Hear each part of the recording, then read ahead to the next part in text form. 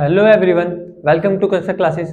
My name is Deepak Bansal and I am your science teacher कक्षा classes. जैसा आपको पता है हमारा इस YouTube चैनल पे हमारा चैप्टर 2 चल रहा है और उसके चैप्टर 2 के हमारे 3 पार्ट ऑलरेडी हो चुके हैं। अब तीसरे का आज हमारा डे 7 और हमारा पार्ट कौन सा चैप्टर 2 का 4। तो चलिए शुरू करते हैं। एक छोटा सा डिस्क्लेमर, जो बच्चे आज नए आए हैं तो कृपया करके वो इसी वीडियो को ना देखें, पहले पार्ट 1, 2, 3 एंड देन 4 पे आए और उससे पहले भी पहले चैप्टर 1 के पार्ट देखें, फिर सेकंड के देखें एंड सो ऑन। ठीक है, तो चलिए शुरू करते हैं। तो देखिए, जैसे कि हमने लास्ट क्लास में, अगर आप जिस बच्चे ने वीडियो देखी है अगर ढंग से देखी होगी तो याद होगा कि हमने पीएच पढ़ाई थी, एसिड बेस मेटल वगैरह बहुत सारी चीजें कराई थी। लेकिन जो हमारी पिछली वीडियो का जो लास्ट पार्ट था वो था पीएच। हमने पीएच स्केल बताया था, acid base neutral, acidic character कब बढ़ता है, बेसिक कैरेक्टर कब बढ़ता है, एसिडिक कैरेक्टर कब कम होता है, बेसिक कैरेक्टर कब कम होता है, H+ कब कम होते हैं, OH कब बढ़ते हैं, ये सब हम पिछली क्लास में डिस्कस कर चुके थे।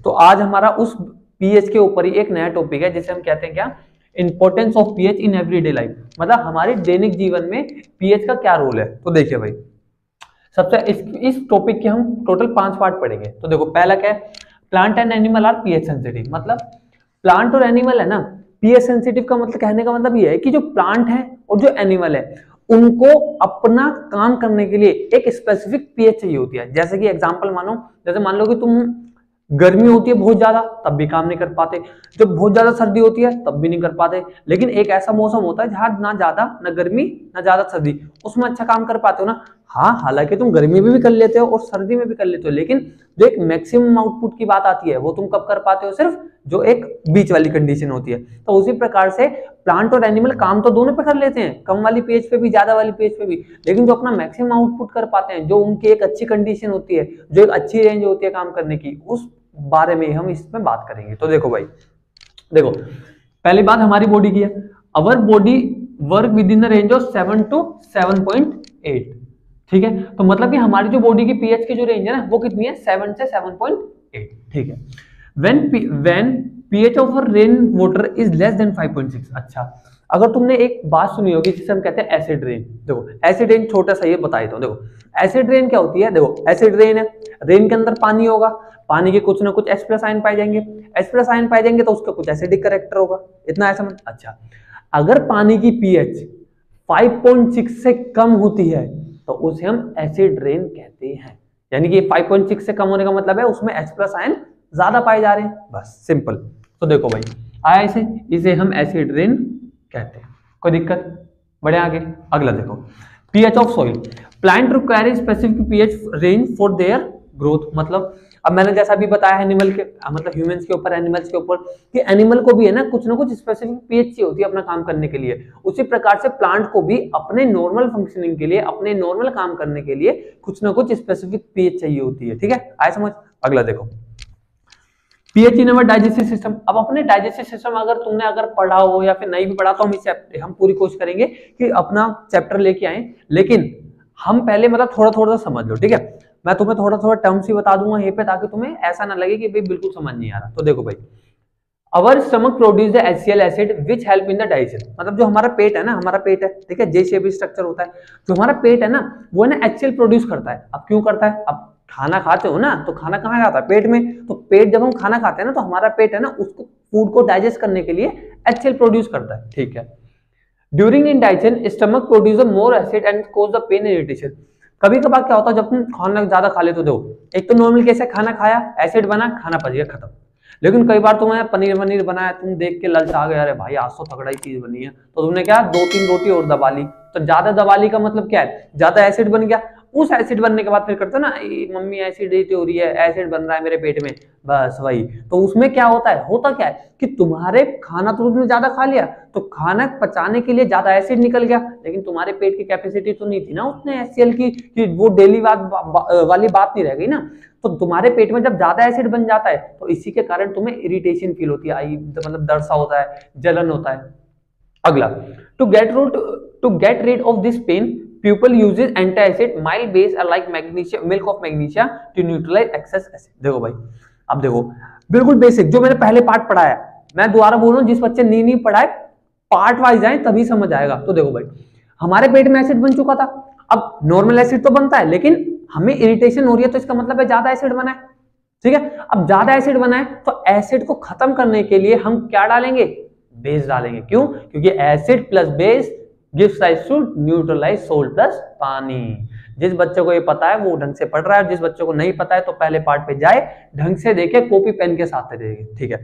अब हमारे पेट में ज्यादा एसिड बन गया, अब ज्यादा एसिड बना है तो हमें बेस डालना पड़ेगा। अब बेस में तो तगड़ा ले लेंगे एकदम बेस, पता चले खराब ही हो गया सारा मामला, तो हम क्या करते हैं, माइल्ड बेस लेते हैं, मतलब हल्का बेस लेते हैं, ज्यादा तगड़ा नहीं। कौन सा लेते हैं, मिल्क ऑफ मैग्नीशिया, जिसका फॉर्मूला है MgOH की होल टू, जिसे मैग्नीशियम हाइड्रोक्साइड भी कहते हैं। तो वो क्या करेगा, जो ज्यादा एसिड तुम्हारे पेट में बना है उसको न्यूट्रलाइज कर देगा, जिसके कारण तुम्हें पेट हल्का हल्का सा लगेगा। आया समझ? अगला देखो, कोई दिक्कत? ये बिल्कुल बिल्कुल बेसिक है, बिल्कुल बेसिक। अगला देखो, देखो pH change cause the tooth decay. Tooth decay मतलब मसूड़े। ठीक है। देखो क्या होता है, देखो सिंपल, जैसे हमारी बॉडी में, देखो हमारा बॉडी के मैंने बताया कि पीएच 7.2 7.8, इतनी पीएच होगी तो अच्छा काम करेगा। उसी प्रकार से हमारे मुंह की भी कुछ ना कुछ पीएच है जिसके बेसिस पे वो फंक्शन करते हैं। मान लो, जैसे मानो कि तुम बोलते हो ना, मम्मी सुबह उठते कहते हैं ब्रश करो ब्रश करो। क्यों करो ब्रश? पता है क्यों ब्रश करते हैं? बताओ। देखो मैं बताता हूँ जिसको नहीं पता। देखो हमारे मुंह में है ना कुछ एसिडिक नेचर होता है। ठीक है। जैसे हम रात, भाई हमारे पेट में एसिड है तो हमारी जो मुंह की पीएच होती है ना, देखो हमारी जो मुंह की पीएच, देखो tooth decay starts when pH of our mouth is lower then 5.5। तो हमारे मुंह की कुछ ना कुछ जनरली पीएच पाई जाती है और पीएच एसिडिक होती है। ठीक है। अच्छा, जब हमारे मुंह की पीएच, जो हमारे मुंह की पीएच है, अगर वो 5.5 से कम होने लग जाती है तो जो हमारे दांत है ना, ये व्हाइट वाला, ये क्या हो जाता है, धीरे धीरे सड़ने लग जाते हैं। तो अच्छा, अब सड़ते क्यों है? ज्यादा एसिड बनता है। तो ज्यादा एसिड बनेगा तो क्या करेंगे, बेस डालेंगे भैया। तो इसलिए जब तुम सुबह सुबह ब्रश करते हो ना, तो ब्रश क्या होता है, वो जनरली जो टूथपेस्ट होता है वो बेसिक इन नेचर होता है। जब तुम उसको मुंह में डालते हो ना ऐसे करके, तो जितना भी एसिड है वो न्यूट्रलाइज हो जाता है, इसके कारण तुम्हारा जो टूथ है वे बच जाते हैं। अच्छा, तो देखो भाई, ये तो है समझ कि tooth decay starts when the pH of mouth is lower then 5.5।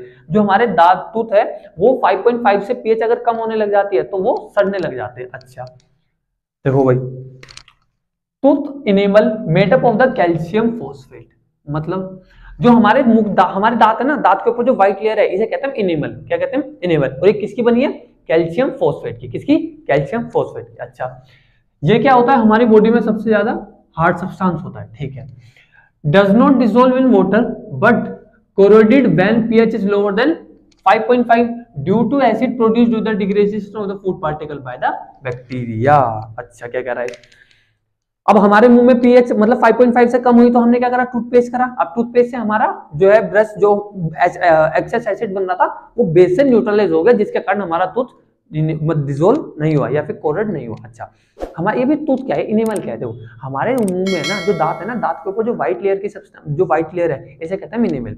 ये हमारी बॉडी का ना सबसे हार्डेस्ट पार्ट होता है। ये मतलब अच्छी तो मतलब बहुत मुश्किल से डिसोल्व हो पाता है या फिर बहुत मुश्किल से खराब होता आता है।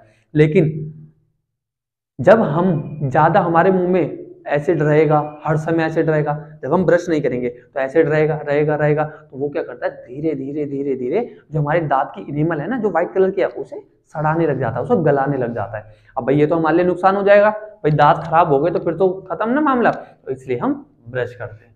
कोई दिक्कत आया समझ? अगला देखो, अब देखो self defence bye animal and the plant through the chemical welfare. देखो bee stings leave an acid which cause the irritation and the pain, irritation and use of the mild base like baking soda on the sting area gives relief। देखो भाई क्या कह रहा है, B sting होती है ना, मधुमक्खी जब काट लेती है हाथ पे, तो वहां पे जैसे काटती है ना, तो वहां पे ना ऐसा जलन जलन से लगने लग जाती है। क्यों?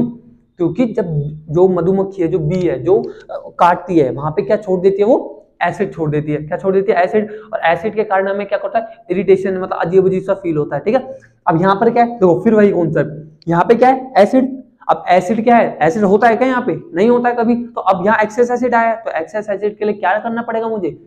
बोलो बोलो, बेस डालना पड़ेगा, ताकि बेस डालूंगा तो मेरा वो न्यूट्रलाइज हो जाएगा। अब न्यूट्रलाइज हो जाएगा तो मुझे आराम मिल जाएगा। आए समझ? अगला देखो, stinging hair of the nettle leaves. अब देखो भाई, स्टिंगिंग हेयर ऑफ द, एक मतलब लीव्स है, nettle leaves, inject methanoic acid cause the burning and sensation और pain, rubbing with the leaf of the dock plant gives sleep. देखो क्या कह रहा है, अब नेटल लीव्स है कोई, मान लो कि वो लग गई, ऐसा करके, ठीक है। अब वो क्या है, जैसे नाइट्राइल लीव लगती है ना कहीं पे, तो वो क्या कौन सा एसिड छोड़ती है, मिथुनिक एसिड। कौन सा, मिथुनिक एसिड। अब ये भी क्या एक तरीके का एसिड है। अब जैसे वो एसिड लगेगा तो हमें फिर वो पेन, इरिटेशन, सेंसेशन, मतलब बर्निंग जैसा जैसा लगे, जल रहा है, तो हम क्या करते हैं इसके लिए, अब देखो इसमें क्या डाला, एसिड, तो हम इसको रिलीफ के लिए एक प्लांट है जिसे कहते हैं डोक प्लांट, DOC के, डोक प्लांट। उसका जो नेचर होता है ना वो जनरली बेसिक होता है। क्या होता है, बेसिक। अब यहाँ पे क्या है, एसिड, जब हम बेस डाल देंगे तो एसिड बेस क्या हो जाएगा, न्यूट्रल। कोई दिक्कत आया समझ, ठीक है।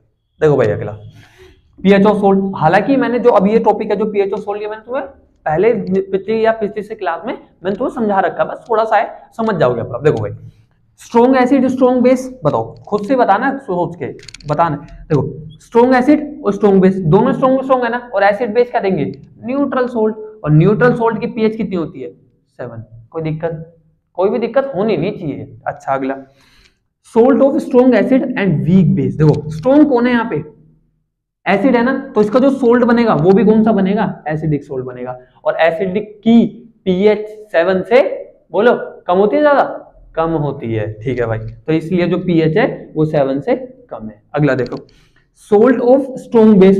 अब स्ट्रॉन्ग बेस है, यहाँ पर ध्यान तो, कौन है, स्ट्रॉन्ग बेस है ना, तो वीक एसिड के साथ मिला रहा है, तो जो हमारा सोल्ट बनेगा वो भी कौन सा बनेगा, बेसिक सोल्ट बनेगा। और बेस की पीएच कितनी, 7 से ज्यादा होती है, तो इसकी पीएच 7 से ज्यादा है।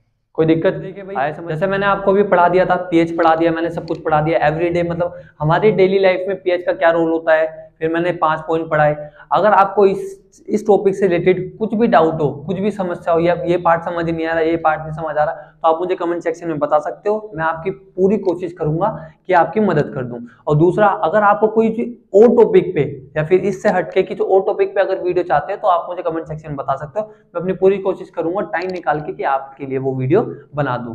तब तक के लिए पढ़ते रहिए। और मैं एक बात को दोबारा बताना चाहता हूं कि आप है ना इन वीडियोस को पेन कॉपी लेके ही पढ़ें, क्योंकि बच्चे कई बार क्या करते हैं, आराम से देखते हैं, आराम की भाई यहाँ मूवी चल रही है, मूवी नहीं है, पेन कॉपी लेके बैठो, देखो क्या चल रहा है। मैं इस बात की, मैंने लास्ट वीडियो में बोला था, मैं दोबारा एक बार बोलना चाह रहा हूँ कि इसे ढंग से देख लो, पेपर में मार्क्स है ना अपने आप निकल जाएंगे, पता भी नहीं लगेगा कि ये 10-10 मिनट की, 15-15 मिनट की वीडियो जो तुम ये डेली देख रहे हो, कब ये इतनी बड़ी बन गई कि तुम्हारे इतने ज्यादा मार्क्स आ गए। ठीक है, तो इस बात को सीरियसली लें। हालांकि आपके बोर्ड्स में भी अब ज्यादा समय नहीं है, तो ये समय थोड़ा क्रूशियल है कि तुम्हें ज्यादा टाइम अपनी पढ़ाई पे देना चाहिए। तो अगर आपको कुछ भी और मदद चाहिए तो आप मुझे कमेंट सेक्शन में बता सकते हैं। तब तक के लिए थैंक यू, पढ़ते रहिए।